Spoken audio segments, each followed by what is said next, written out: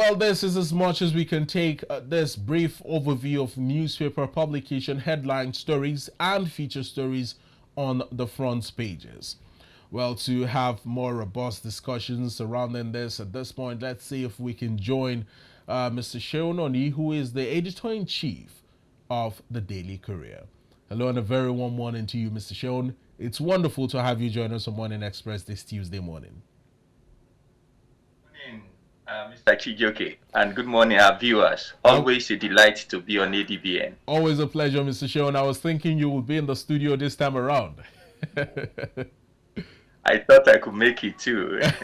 Well, first things first, let's delve into discussions where yesterday former President Chief Olusegun Obasanjo, alongside other top dignitaries in the country, had attended a colloquium marking the 60th birthday anniversary of former Imo State Governor, Chief Emeka Ihedioha.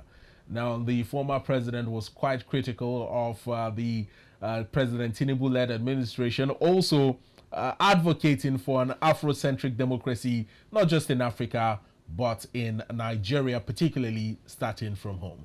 What do you make of this, of these comments coming in from the former president? You know, every time the ex-president speaks on national issue, he has a way of always making headlines. Certainly. For very obvious reasons. He was the first Nigerian to become both military and civilian head of government. And that's talking about many decades of experiences. He has seen what works. He has also seen what really or really will not work. Yeah. So you always, whenever he makes his contributions on salient national issues as these, you always feel that wisdom that comes from experience. Unfortunately, his detractors will always remind us that he was in the saddle and he could not leverage so much on that experience to solve some of the problems he's highlighting now. But we must take ourselves back to the popular parlance that we must learn how to throw away the dirty water without throwing away the baby itself. So the suggestion that he has made, especially that part of his statement that made several headlines, that our own type of democracy on the continent seems to be for the elite, is one that is or that resonates with virtually everyone. For instance, let's drive that home. The current administration had actually make us believe that there is a need for us to cut down the cost of governance, which of course everyone agrees on. But the way and manner that cutting down of cost of governance is going on seems to suggest that it is the 99th percentile, which make up of the population of the poorest, the less privileged, the majority of the population are the ones who should cut down, while the 1 percentile, who seems to live on, if there is any other word you can use to define luxury, their perks, their allowances, and several things as such, really nothing is being said about pruning down their allowances. I want to believe you are aware that is in the news. Why he was saying that, he had to confront one of the House of Rep members who had projected himself to be an activist of such in the Green Chambers, that they were given $5,000 US in order to pass the state of emergency that is currently in place, in force, in Rivers. And an allegation that a certain lawmaker had refuted, citing that they refuted it, that it was not for passing state of emergency, yes, but it was celebrate. So whichever way, they have received $5,000 US when the government is trying to let us believe that they are cutting down on the cost of governance. So we never can fully tell whether it was for them to endorse the state of emergency ruling in Rivers State or for the Salah package as alleged by the lawmaker. But all we know that with the number of lawmakers we have at the National Assembly and each person randomly getting $5,000, it's taken quite a lot from the federal government's coffers or from the coffers of the taxpayer. Okay, you actually pulled that off my lip. That's exactly what I'm about to say. Whether it was for state of emergency or it was for Salah break, whichever way, and a number of them had actually admitted it was for Salah break, that is wasteful. In a nation that is trying to cut down the cost of governance, I think that is in bad taste. And there is no way to justify that humongous amount of money going for Salah break when majority of Nigerians cannot put together. Of course, you know the minimum wage cannot, as it were today, cannot successfully buy basic things that household will require to do their own Salah. It is actually bad. So the statement he made, in summary, immediately on the spot where he was making the statement, actions of our government justifies that fact that we must have a government run a type of democracy that prioritizes the people rather than a democracy that prioritizes the leaders. Now, the former President Chief Olusegun Obasanjo has also been criticized in different ways following his bid at some point when he was president to go for a third-term re-election. And if you recall very well, it was via the intervention of the then Senate President, Senator Kenan Amani, and other lawmakers who vehemently, refused that bid by the former president due to the fact that it was televised live. Now, that was the reason why Obasanjo didn't become president for a third term. A lot of persons have, criticized him that if he really wants democracy to thrive in Africa and even in Nigeria, he shouldn't have even thought about a third term bid. Almost like the same way every other dictator across the continent starts off and gets into power and holds the helm of affairs in the country for decades. What are your thoughts, Mr. Seuni? That has been a lingering perspective in the country. But my thought, Mr. Chijoke, if I must tell you, is that we are mortals and we must not attempt to confer the status of immortality on President Olusegun Obasanjo. He's mortal. Immortality also comes with fallibility. It means to err is humans. If he's a human being, it's permitted, like every one of us, like myself, like you, every of our listeners and those watching us this morning, we all also err as humans. But that is history. And he's a Nigerian. I think he's entitled to his opinion. And like we have seen, like we have heard, his opinion, most often than not, seems to reflect on the trending topical issues in the country. And you must give that to him. Mr. Seuni, yes, we are giving it to the former president for all the strides that he has been doing, being very vocal about issues in the country. But I want to ask one very simple question. If former President Chief Olusegun Obasanjo had succeeded in winning a third-term re-election bid, would he have still been talking about an Afrocentric style of democracy and one that benefits the people and creates a level playing ground for everyone to thrive? Chijoke, I will take you back again. Anything we are discussing now, like they will say in court, we judge before academic reasons. Okay. He attempted that, all right, and he failed. And so, if he had succeeded, that would have been a different ballgame. But he did not succeed. So, trying to dwell and theorizing about something that never happened, I think will not be fair. because there are many things that will go into that.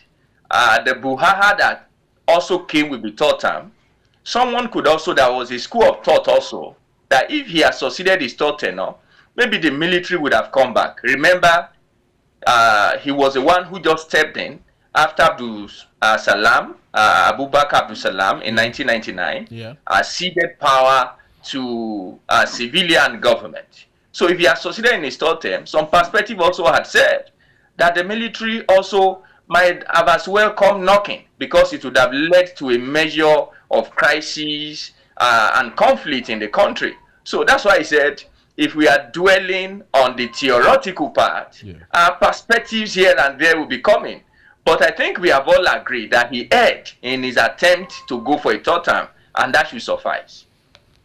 Well, very well, Mr. Seun. Let's still talk about comments coming in from different prominent Nigerians yesterday at the colloquium, and one of such individuals is Labour Party's Peter Obi. Now, I see that you have been quite critical of the man and some of his ideologies, while former President Olusegun Obasanjo is decrying the state of democracy in Africa. Peter Obi is decrying the state of democracy in Nigeria, a country that he has tried at one time to become its president. Your thoughts, please. Well, I don't know if the former presidential candidate of Labour Party would really not fit the bill of who a sore loser is. Every opportunity you have, especially the moment he sees cameras, he sees tripods, and he sees icons of news medias, he's always very quick to suggest that nothing is working, everything has gone bad. And I think that is not the temperament of an opposition leader. Elections have been won and lost, and at the level of real governance, constructive criticism should be the major playground of the opposition. But from the very first day, the Supreme Court put a closure to his bid to possibly reclaim what he termed illegally being rigged out of the presidential bid. He stuck to that gun. And that's why on several occasions we have seen him going to retract positions that were largely in bad taste. Like what he said yesterday. That really does not completely describe what is happening in Nigeria. And anybody might say contrary to that, but what is happening in Nigeria today, a whole lot is wrong in our economy, in our politics. But come on, if you actually say, or somebody who had grown to that level, I mean, this is an individual that is becoming governor of Anambra State was thanks to the position that the judiciary actually took. If the judiciary, the way he's trying to paint them, had gone the other way, today he would not be an ex-governor in Anambra State. And so to come out and suggest casting aspersion on the apex court in the country because you think something is not done properly.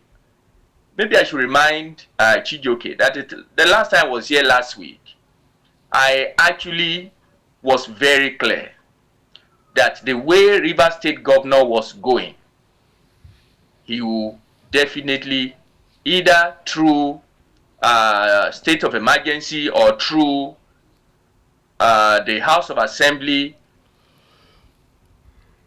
ousting him through their powers and their constitutional powers, he will cease to be governor of Rivers State. And you had projected that it could happen in the next few weeks. This That, was and it last happened week. that very day. It happened on the same day, yes. It happened that very day. I said, well, within 7 weeks, and it happened that very day. And to be honest with you, there is nobody who is keenly following, without this political inclination to the issue that was going on in Rivers State. Yeah.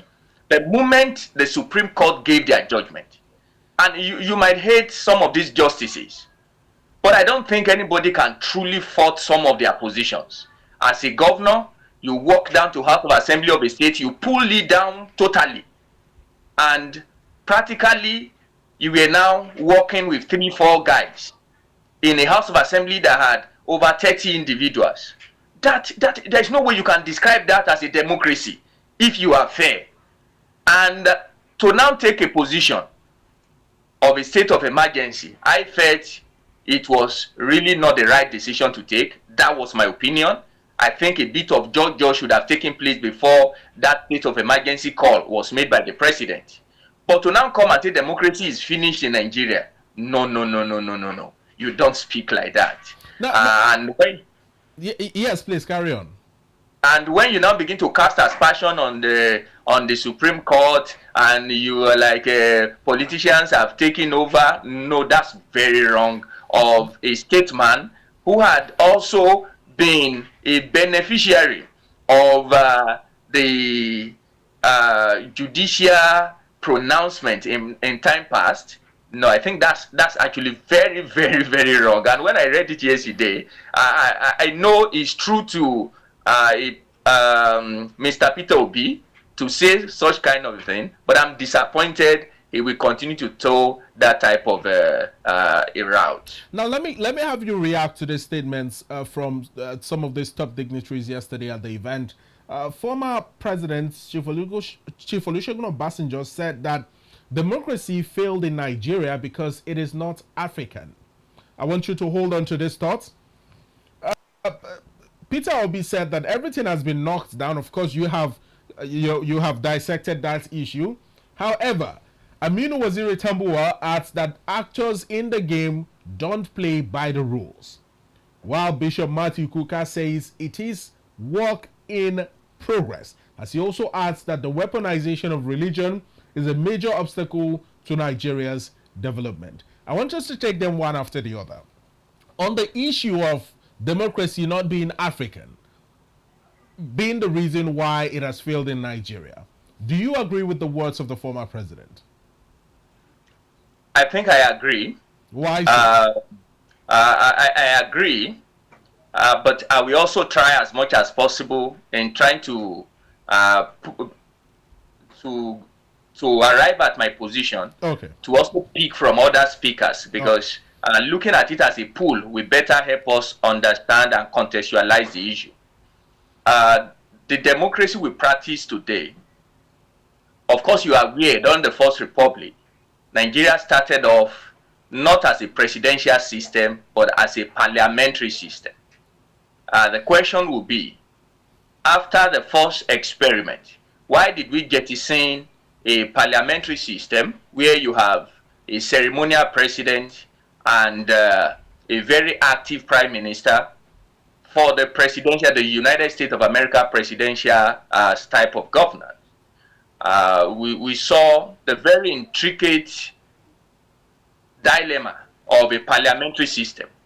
The moment you don't have a strong central government, like we have witnessed until recently in France and Italy, a parliamentary system is greatest harbinger is that the capacity to muzzle that majority needed to form the central government might put the country in a state of consistently changing leadership. We saw what happened in Italy. Within a space of about 3 years, Italy at some point had about 7 successive prime ministers. Of course, I think the closest example I should have used should have even been the UK, until Starmer came in and is having a bit of a relaxing in office. We saw the successive change of baton in the UK. due to the nature of their parliamentary system. So Nigeria had to change to presidential system. But that's not all. The UK, for instance, is a bit of a homogeneous society. They speak English. You don't have a measure of diversity like we have in Nigeria. But in Nigeria, there is schooled in Unijos.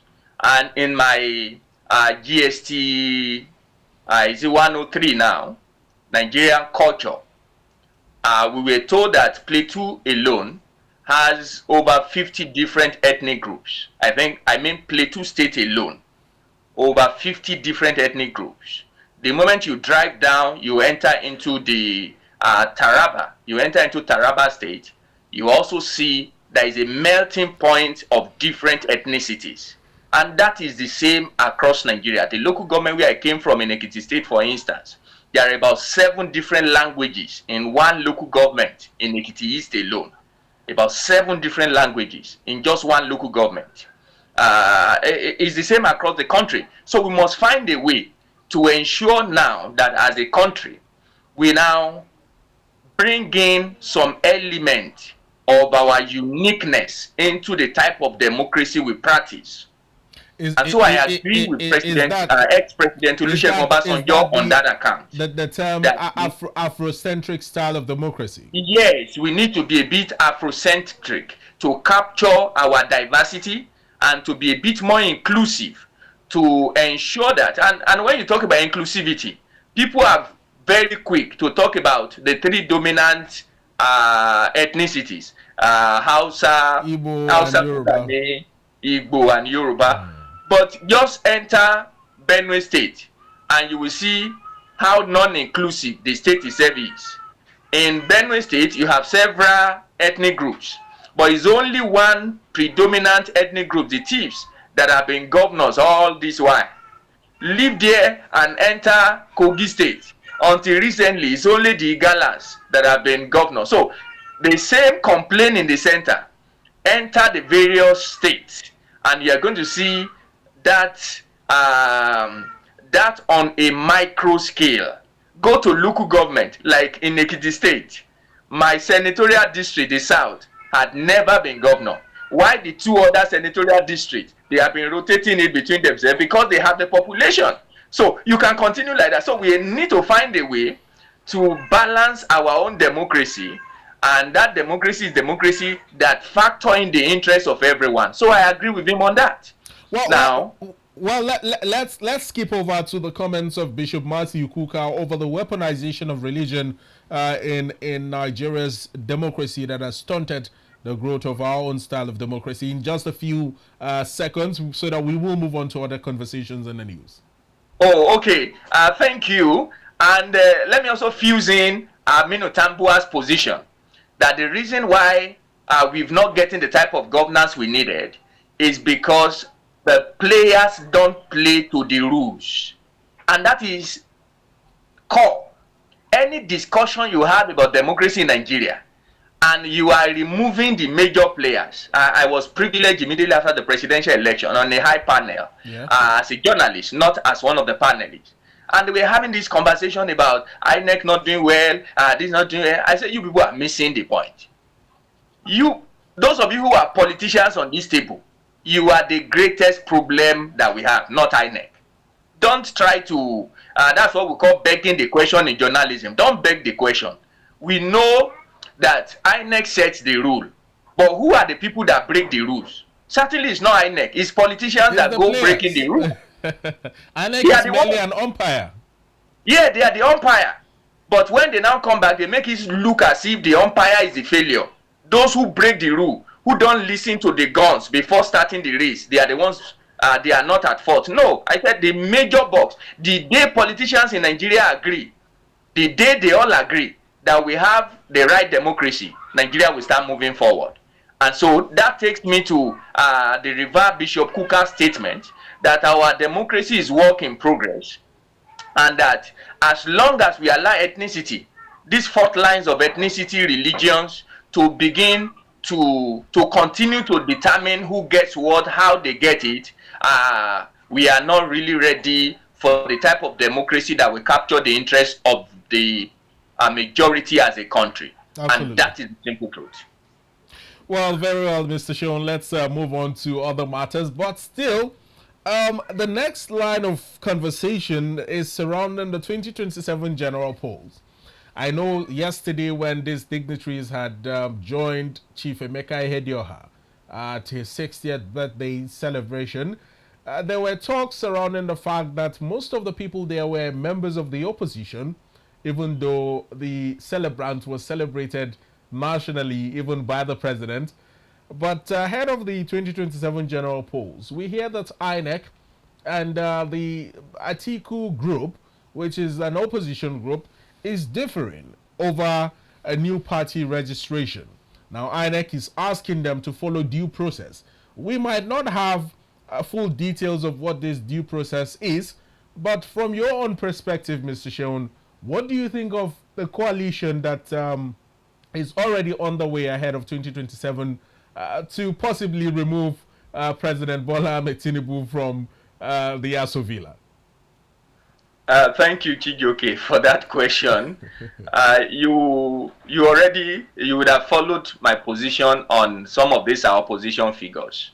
Former Vice President Atiku Abubakar, I think former Labour Party presidential candidate, and the new darling on the block, ex-Kaduna State Governor Nasir El-Rufai, I think, and a whole lot of other folks. Yeah. One thing they all have in common that is also a distinctive feature that the incumbent has, and all of them put together don't have, is their capacity, their inability to sacrifice short-term benefit in order to achieve long-term goal. All of them put together don't have it. Anything they want it now. The moment they don't get it, they don't mind pulling all the roof of the house down just to have their way. That's the only thing that actually stands the incumbent out.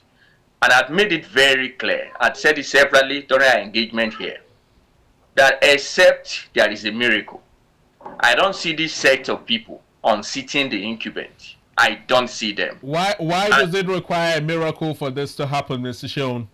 That's the reason I'm about to give. Okay. They will never sacrifice their immediate interest for the long-term goal.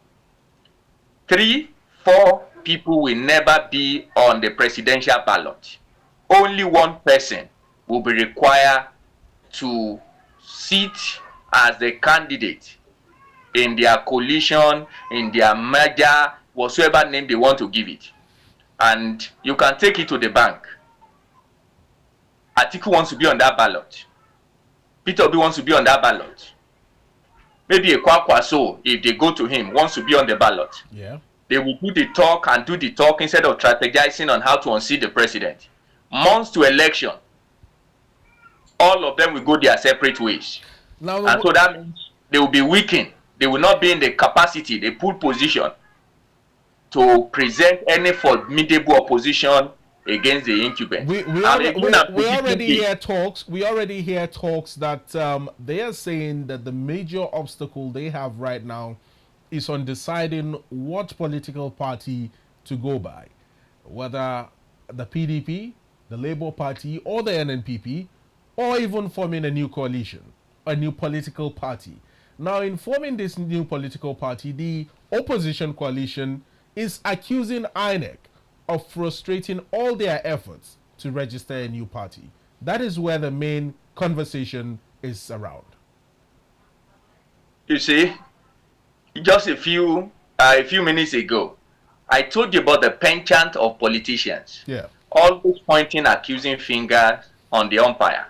Why in the real sense, they are the bigger problem. Now, let's begin to dissect the issues. The former vice president is a member of which political party? The People's Democratic Party. As of today. The PDP had come out clearly that they are not going to be a part of any merger. Clearly, the party has said that. The SDP, Gabam had made it very clear that they are not also ready. And their presidential aspirant in the last presidential election, Barrister Adewale, that the party is not ready to be a part of any matter. The Labour Party has made it very clear from the onset that they are not going to merge with any coalition of such. So these are individuals who have not gotten the buy-in of their political party structures, talking about a merger. And they have gone a step to now accuse the umpire when the primary requirement is that your party must consent to the merger. We have not seen that happen. Your party had come out openly to say they are not part of a merger. You are making the public believe there is INEC that is stifling your effort. That is being wise by half. And you already know where this is heading to. Yeah. At the 11th hour, this cookie will crumble. They will not be able to hold any merger, and they will be weakened because the time will be too short to make any major inroad to dent the re-election bid of the incumbent. Now, Mr. Seun, I'm not asking you to proffer a solution to this opposition coalition. Of course, you have made your point clear that it will take a miracle to unseat the incumbent, talking about President Bola Ahmed Tinubu. However, going forward, what do you think that perhaps the coalition of opposition parties should do in order to meet the requirements of INEC and all necessary requirements by law to be able to form at least an opposition that Nigerians would once again trust? Because as it appears, all trust has been lost on the People's Democratic Party. The Labour Party's momentum is down, and NNPP is almost nothing to write home about. In your opinion, what can be done to salvage this situation? Chijuke, thank you for that question. I think the solution is an easy solution, but a difficult one for the players to adopt. I hope that statement is clear. Well, the solution is very simple. Yeah. But the players in the arena is a complex thing because of selfish reasons and because of personal interest. Now we go back to Aminu Waziri Tambuwal's comments of the players not playing by the rules of the game. Yes. What do you require to build a formidable party? Just adopt what happened 1998 before the 1999 resurgence. Everyone drops his ambition. The PDP headed for Jos, and there was a party. We had a PDM, you have a smaller interest group. Everyone dropped his interest. They came together and they founded the PDP. The AD, on the other hand, everyone dropped his interest. They were in I can't remember the late leader of Afenifere, the name of his village. They all went there too, and people, even though they had different, there was a part of a Nadeco, part of Afenifere. At the time, you already had Afenifere, the newer movement. They all went there, and everyone dropped his personal interest. That was AD. We also had the ANPP at the time, who also had a major inroad up north. Of course, we know that Yobe, Borno, and Zamfara, they were the bastion of the NPP at the time. So, personal interest must first be surrendered in order for the collective interest of a formidable party to see the light of the day. And the recent history of merger we had was the APC merger, where you had the ACN, you had the ANPP, you had the CPC bloc, and the NPDP also come, and everyone. But like I said, it's a very simple thing. Drop your personal interest. You are not thinking that I must be the presidential flag bearer, or else nothing will work. The moment you agree on that, I think we all have headway. But like I did say much earlier, I really don't think these players are ready to sacrifice that. Atiku Abubakar, for instance, age is not on his part. He thinks if he misses the next 4 years presidential cycle, by the coming year, he'll be almost too old to be able to compete to becoming president of Nigeria. Of course, Peter Obi also had said some things about who not to become president of Nigeria, and he has shot himself in the feet by saying that the moment you are above, I think it's 70, you have no business vying against for president of Nigeria. And he will soon be 70. And he was asked in that interview, if you are that age. He said, no. If he's that age, he has no business contesting. And, so and I'm saying he's slowly approaching 70. That's what I'm saying. That's why he's also desperate that he must be on the ballot. Because if that does not happen and he crosses that 70, he will come to eat his word. And of course, I don't think he's ready to do that. So here we have the dilemma. Well, Mr. Seuni Oni, quite a very fantastic analysis you have made here. And fingers crossed, let's see what happens in the coming months, because already there are talks about, these mergers, there are talks about zoning and all of that. But just your final thought on this particular issue before we move on to yet another sector that isn't really playing by the rules of the game. Ahead of 2027, in terms of zoning, who do you think that at the end of the day the presidency could fall to? What particular zone in terms of the political arena that we are seeing right now? Your thoughts on zoning, please. I think my thought on zoning is that there is an unwritten consent by virtually all the major political parties. It's a gentleman agreement. The power will revolve south and north. And from what we have now, the incumbent will be spending 4 years. And any zoning by most of the political party for these people to agree, the template of power staying in the south might be what they will end up adopting. And also, that's one of the factors why this merger will not work, because those from the south will actually stand their ground that they should still be allowed to produce the candidate.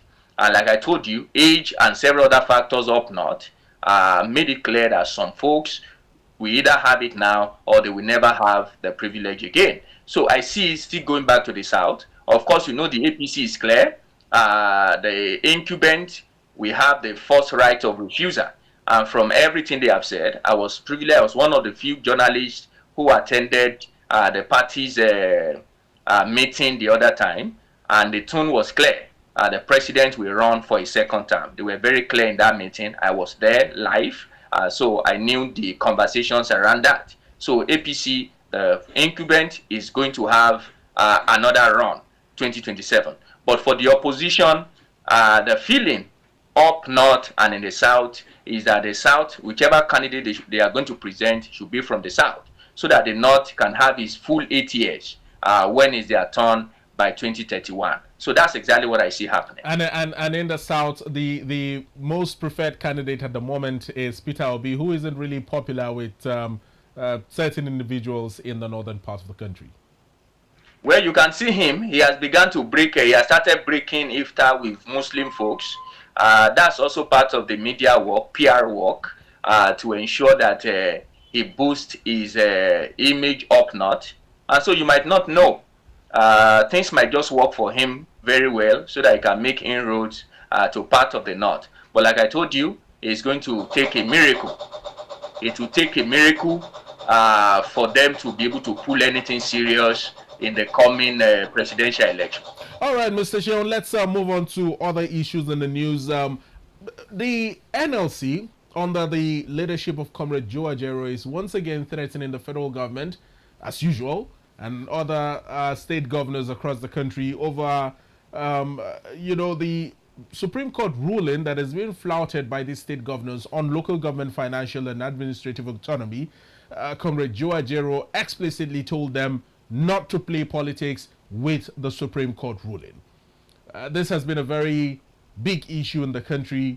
with a lot of governors being defiant, uh, being very stubborn with regards to implementation of what has already been ruled by the Supreme Court.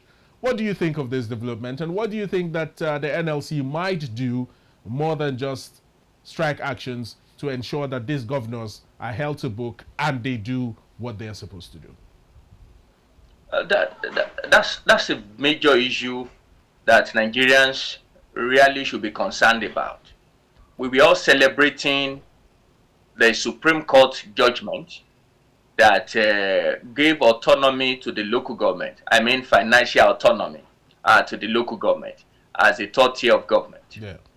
But the news report for the past few weeks had shown that governors are tacitly been working to ensure that the autonomy, the financial autonomy given by Supreme Court is circumvented.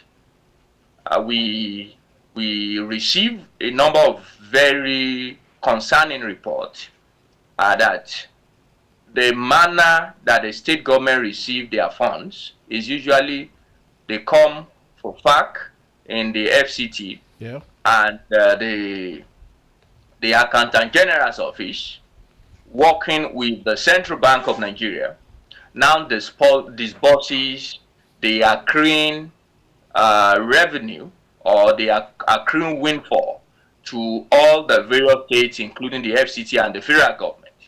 So governors are actually kicking against that similar arrangement for local government resources on a monthly basis. They wanted the federal government to pay the accruals of local government into commercial banks rather than the practice of the central bank being the one overseeing these resources. And I think that's a major concern that the labor unions and organizations are having. If it's from the federal government, so it is very easy to monitor how these funds are diverted. But if it is sent to commercial banks, it is actually the governors or using other appendages working in cahoots with the commercial banks. We have a way on masking the movement of these funds, and having the right trail might be a bit difficult. I think the labor houses, the NLC, the TUC must stand their grounds to ensure that the full ruling of the Supreme Court that insisted that local governments must be financially autonomous and never under the appendages of governors or the state government must take full effect. And this dilly-dallying and wasting of time for the implementation must stop. They must put pressure on the Attorney General to ensure that the judgment of the apex court in this country is implemented to the maximum. I think that is the right thing to do. Now, Mr. Sean, the Attorney General has been blowing quite hot over this matter. However, some analysts are of the opinion that beyond just blowing hot, some stringent measures, some actionable steps need to be taken by the Attorney General in ensuring that the governors play by the rules of the book. Also, do you think that somehow the president should address this issue as a matter of national concern, considering the fact that it affects people in the grassroots, politically? Mr. Chijoke, let me be honest with you. We are in a political environment, and we just heard earlier ago that the president has interest to return back in 2027. Yeah. We might say that, but I don't see the president doing that. He won't weigh the big stick. But the labor unions, that's where their open support of the position of attorney generals, not just the labor unions, civil society organizations. That's where our voices need to be louder, or the loudest it can be, so that the governors will know that they are orphans in this whole arrangement, that they are alone. Nobody is supporting their position. And I think that is the way to get this done. When the president sees that the other stakeholders are clear about this issue, we begin to see the trade union houses use their pressure tools. Maybe not use strike. That's usually the last resort. But they have other ways. Picketing at some places to just make it very clear that this idea, and the excuse that governors have always given is that some of the local governments are owing their staff for many months, some even years. That is the more reason you must allow them to control their finances so that they will not have reason for not paying. Because the local government council bosses or chairmen do not have immunity like the governors. So if they default on some of these Supreme Court rulings, the Attorney General is at free will to prosecute them adequately when they err. Isn't that a better debate to present to the governors to allow these local government council chairmen handle their affairs, handle the finances of the funds being allocated to them from FAC for the betterment of the lives of their people? This your position. I've heard the Attorney General make that on 1, 2, 3 public fora, that the governors and their deputies constitutionally have what we call immunity. Yeah. But the local government chairmen and their deputies don't have constitutional immunity. So if they are in charge of their finances, any reckless diversion of funds will just require them to be picked up by the anti-corruption agency, whether it's the ICPC or the EFCC.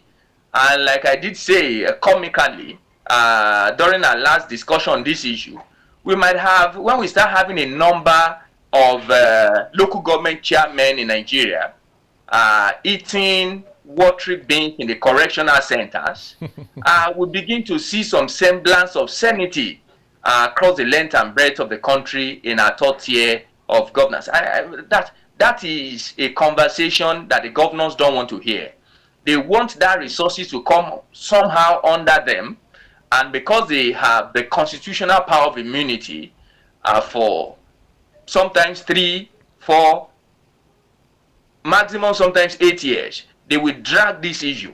And by the time they are out of court, it's either some of the people who should stand as witnesses against their diversion cannot be found by court, or the cases they have enough resources, war chests, to be able to hire learned SANs to defend them in the various courts. Well, Mr. Seuni Oni, we must thank you so much. This has been a very intense and deliberative session. Always a pleasure to have you join us and lend in your deep wealth of knowledge to matters of national interest. It's always a delight to be here. Thank you again for having me. Have a great day ahead of you. Thank you very much.